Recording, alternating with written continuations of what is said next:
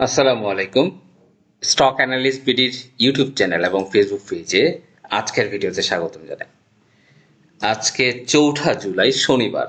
আগামীকাল থেকে আমাদের লেনদেন চালু হবে ইনশাল্লাহ এবং টানা চলবে 9 জুলাই পর্যন্ত বৃহস্পতিবার।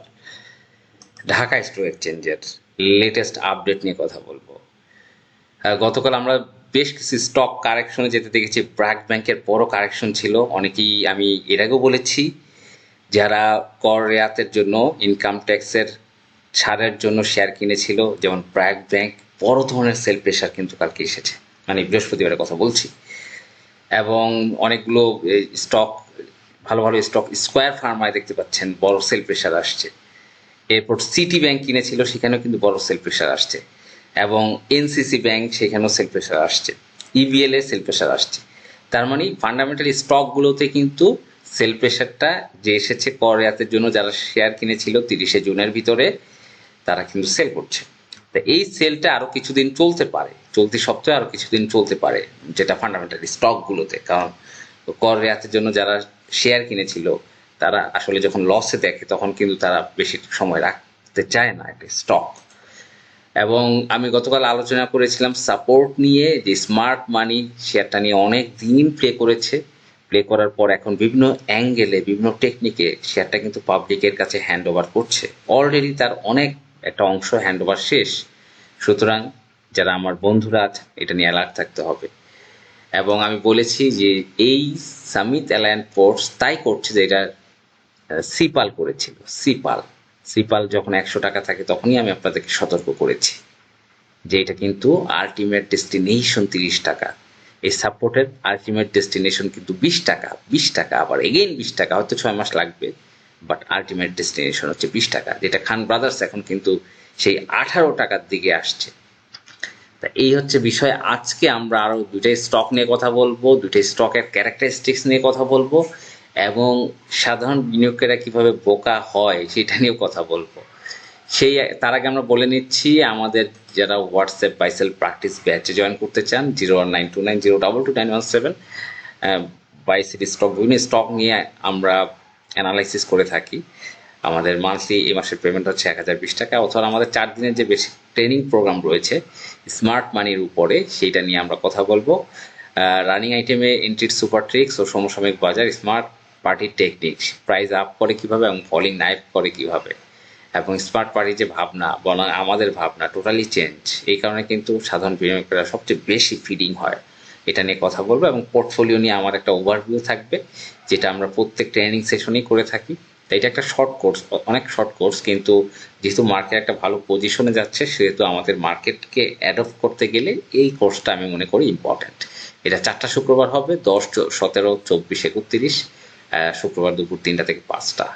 যাই হোক, যারা অ্যাক্সেস করবেন অবশ্যই এই ভিডিওর লিঙ্কগুলো রেকর্ড করা হবে, ভিডিওগুলো এবং লিঙ্কগুলো দিয়ে দেওয়া হবে। এবং আমরা আজকে দুইটা স্টক নিয়ে কথা বলবো, দুইটা, একটা সাপোর্ট কিন্তু বলেছি, সার্ভিস অ্যান্ড রিয়েল এস্টেট সেক্টরের আরেকটি স্টক নিয়ে কথা বলবো, সাইপ পাওয়ার। সাইপ পাওয়ার এটা নিয়ে কথা বলতে চাই। এই স্টকটার স্মার্ট মানি আমরা যদি একটু দেখি, এটা কিন্তু এই বছরের 2026-এর জানুয়ারি এবং নভেম্বরের দিকে থেকে কালেকশন 3 টাকা 80 পয়সা বা 3 টাকা 80 পয়সা থেকে কিন্তু এই শেয়ারটা কিন্তু মূল কালেকশনটা হয়েছে 4 টাকা 90 5 টাকা লেভেলে, দেখতে পাচ্ছেন আপনারা। এই 4 টাকা 90 থেকে 5 টাকায় কিন্তু ডিসেম্বর জানুয়ারিতে ভালো একটা কালেকশন হয়েছে, এই শেয়ারটা অ্যাকুমুলেশন করেছি স্মার্ট মানি। এরপর একটা র্যালি করে 7 টাকা 40 যায়, এরপরে হচ্ছে আরেকটা র্যালি করে 7.90, এরপর কিছুটা কারেকশন ফেস করে, করার পরে 5.90 ব্যাক করে, কাম ব্যাক করে, এবং এই কারেকশন ফেসটা ছিল কিন্তু 2 মাস। 2 মাসের পরে কিন্তু ফাইনাল র্যালি এবং ফিডিং টাইম সে কিন্তু পার করছে, এবং একটা ফিডিং টাইম। এই যে সাইপ পাওয়ার, এটা দিয়ে কিন্তু অনেক নিউজ মার্কেটে আসবে। মূলত এই স্টকটা কিন্তু একটা হাতিমার্কা শেয়ার, 37 কোটি 93 লক্ষ টোটাল শেয়ার, পাবলিক হোল্ডিং 16 কোটি শেয়ার, ইউজ একটা পাবলিক হোল্ডিং, এবং এটার কোনো ইপিএস ডিভিডেন্ডের কোনো বালাই নাই। এটা হচ্ছে মূল বিষয়। তা এইটা নিয়ে আমাদের সতর্ক থাকতে হবে। বর্তমান কমিশন কিন্তু ইপিএস ডিভিডেন্ডের ব্যাপারে খুব অ্যালার্ট, আপনারা জানেন। যেহেতু এটা প্রিভিয়াস গেমের একটা রেশিও, যে কোনোভাবে এটার স্মার্ট মানি চাবে, মানে এটা শেয়ারটা হ্যান্ড ওভার করে সাধারণ বিনিয়োগকারীদের মধ্যে ডিস্ট্রিবিউশন করে দেওয়ার জন্য, এটা নিয়ে আমাদের একটু অ্যালার্ট থাকতে হবে। যেহেতু এটার ইপিএস ডিভিডেন্ডের কোনো ভালাই নাই, যত ভালো নিউজ আসুক না কেন এইটা নিয়ে আমরা একটু অ্যালার্ট থাকবো ইনশাল্লাহ। যে যে যতই প্ররোচনা দেখ না কেন আমরা এই শেয়ারটা দিয়ে একটু বুঝে শুনে, যদি এন্ট্রি নেই বুঝে শুনে যে আমার লস করার অ্যাবিলিটি আছে, দেন এটার রিস্ক নেওয়া যেতে পারে আমি মনে করি, কিন্তু এটা হাই রিস্কই আমার কাছে মনে হচ্ছে।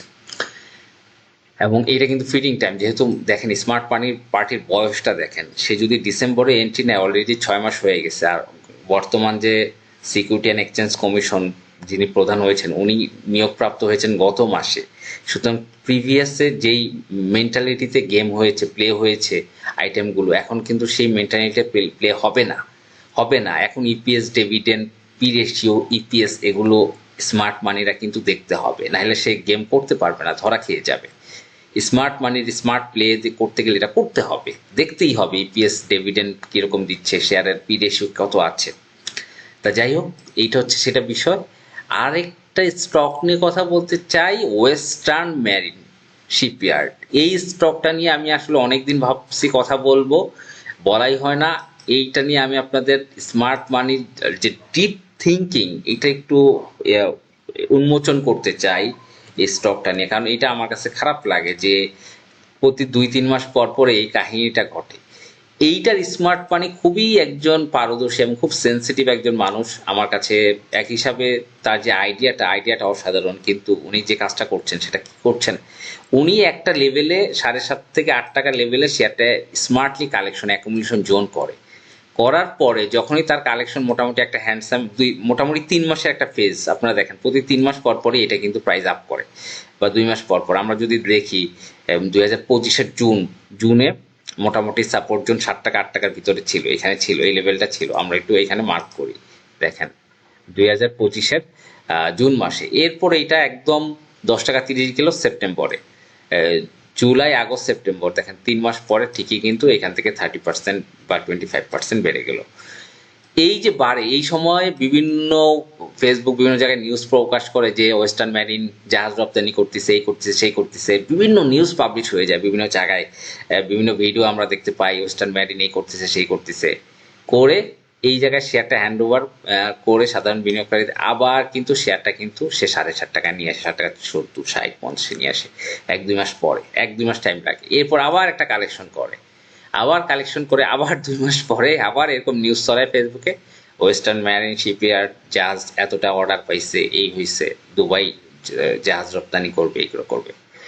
আরে ভাই, জাহাজ যদি রপ্তানি করতো এই করতো তাইলে তাদের যে অবস্থা, মানে তাদের সেই মানে আপনার ফান্ডামেন্টাল যে অ্যানালাইসিস থাকে, ইপিএস অল টাইম নেগেটিভ। শুধু তাই না, তারা ডিভিডেন্ডও দিচ্ছে না। জেড ক্যাটাগরি তো সেই কবে থেকে 2022, 23, 24, 25, 21-এ ডিভিডেন্ড দিছে 1%, 10 পয়সা। 2020-এ ডিভিডেন্ড দিছে 5 পয়সা। এর আগে স্টক দিয়ে শেয়ারটা কিন্তু বড় ধরনের পাবলিক কাছে হ্যান্ড ওভার হয়েছে। তো স্টকের অবস্থান দেখতে পাচ্ছেন, কি ভয়ানক অবস্থা।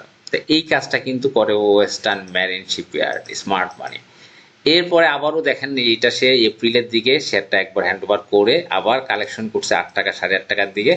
এখন রিসেন্টলি কিন্তু আবার নিউজ দিয়ে আবার শেয়ারটাকে উঠে যে জাহাজ রপ্তানি হবে, এই করবে সেই করবে, আবার কিন্তু ফিডিং করে আবার এখানে হ্যান্ড ওভার শেষ।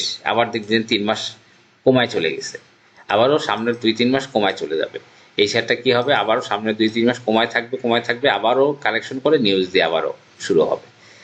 তো এইটা যারা মানে আসলে প্রফিট গেইন করতে চান তারা স্মার্ট মানির সাথে কালেকশন করেন, সমস্যা কি? 7.5 টাকা বা 7 টাকা 70, 7 টাকা 50 আসলে কালেকশন করেন, করে 2-3 মাস বসে থাকেন, দেখবেন যে স্মার্ট মানি শেয়ারটাকে 10 টাকা নিয়ে গেছে, তখন আপনি সেল দিয়ে দিলেন, এটাও হতে পারে।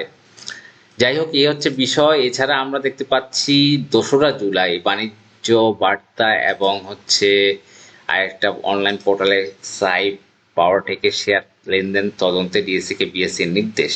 এই যে সাইপ পাওয়ার, আমি যেটা বলে আসছি যে এই স্টকটা কিন্তু 3 টাকা 80 থেকে এখন এই মুহূর্তে অনেক উপরে চলে। সাইপ পাওয়ার 10 টাকা 70 চলে। তা এই যে প্রায় 3 গুণ হয়ে গেল স্টকটা, যেটার কোনো ইপিএস এর কোনো বালাই নাই, ডিভিডেন্ডের কোনো বালাই নাই, সেইটা কেন এত বাড়ছে তার উপরও কিন্তু তদন্ত দিয়েছে। এটা যদি পড়ি, পুঁজিবাজারে তালিকাভুক্ত কোম্পানি সাইপ পাওয়ার টেক লিমিটেডের শেয়ার লেনদেনে অস্বাভাবিক মূল্য ওঠানামা ও সন্দেহজনক লেনদেনের অভিযোগ তদন্তে ঢাকা স্টক এক্সচেঞ্জকে নির্দেশ দিয়েছে Bangladesh security and exchange commission. একই সঙ্গে 30 কর্মদিবসের মধ্যে তদন্ত শেষ করে কমিশনে পূর্ণাঙ্গ প্রতিবেদন জমা দিতে হবে। বুধবার 1 জুলাই জারি করা বিএসসির সার্ভেলেন্স বিভাগের এক চিঠিতে এই নির্দেশনা দেওয়া হয়। তার মানে গত বুধবার এটা জারি হয়েছে। চিঠিতে বলা হয়, বর্তমানে জেড ক্যাটাগরিভুক্ত সাইপ পাওয়ারটেকের শেয়ারের অস্বাভাবিক মূল্য ওঠানামা ও লেনদেনের ধরন কমিশনের নজরে এসেছে। এই প্রেক্ষাপটে শেয়ারটির লেনদেন কোনো ধরনের কারসাজি বা বিধি লঙ্ঘন হয়েছে কিনা তা খতিয়ে দেখতে ডিএসইকে বিস্তারিত তদন্তের দায়িত্ব দেওয়া হয়েছে। তদন্তে বিশেষভাবে 5টি বিষয় নিয়ে যাচাই করতে বলা হয়েছে। এগুলো হলো কৃত্রিমভাবে লেনদেনের মাধ্যমে শেয়ারের দাম প্রভাবিত করা হয়েছে কিনা, অপ্রত্যাশিত মূল্য সংবেদনশীল তথ্য ব্যবহার করে ইনসাইডার ট্রেডিং হয়েছে কিনা, সংশ্লিষ্ট ব্রোকারেজ হাউস এবং তাদের অনুমোদিত প্রতিনিধিরা মার্জিন সংক্রান্ত বিধি ও কমিশনের নির্দেশনা অনুসরণ করেছে কিনা, এই ধরনের লেনদেন সংকটে বা প্রতিরোধে তাদের কোনো ভূমিকা বা অবহেলা ছিল কিনা। চিঠিতে লঙ্কা বাংলা সিকিউরিটিজ লিমিটেডের সংশ্লিষ্টতা বিশেষভাবে তদন্তের আওতায় আনতে বলা হয়েছে। পাশাপাশি এই ঘটনার সঙ্গে সম্পর্কিত অন্য কোনো অনিয়ম পাওয়া গেলে সেটিও তদন্ত প্রতিবেদনে অন্তর্ভুক্ত করার নির্দেশ দিয়েছে কমিশন। বিএসইসি জানিয়েছে, চিঠি জারির তারিখ থেকে 30 কার্যদিবসের মধ্যে তদন্ত শেষ করে কমিশনের কাছে পূর্ণাঙ্গ প্রতিবেদন দাখিল করতে হবে। এছাড়া সংশ্লিষ্ট ব্রোকারেজ হাউসগুলোর অনুমোদিত প্রতিনিধি, কমপ্লায়েন্স কর্মকর্তা ও প্রধান নির্বাহী কর্মকর্তাদের সন্দেহজনক লেনদেন প্রতিরোধে আরও সচেতন করতে ডিএসইকে অনুরোধ জানিয়েছে কমিশন। চিঠিতে উল্লেখ করা হয়েছে, এ ধরনের লেনদেন security and exchange commission, stock dealer, stock broker ও অনুমতি প্রতিনিধি বিধিমালা 2000 এর বিধি 6 ও 8 এর দ্বিতীয় তফসিলের সঙ্গে অসামঞ্জস্যপূর্ণ হতে পারে। তা অলরেডি এটা কিন্তু তদন্ত এসেছে, 30 দিনের মধ্যে রিপোর্ট দিবে। তা যাই হোক, এই বিষয়গুলো আপনারা একটু অ্যালার্ট থাকবেন, কারণ যে কোনো একটা স্টক হয় ফান্ডামেন্টাল দেখে বিনিয়োগ করাটা জরুরি। আর যাই হোক, কোনো একটা স্টক অনেক প্রাইস বেড়ে গেলে আসলে একটু সতর্কতার সাথে বিনিয়োগ করা উচিত বলে আমি মনে করি। ধন্যবাদ। আসসালামু আলাইকুম।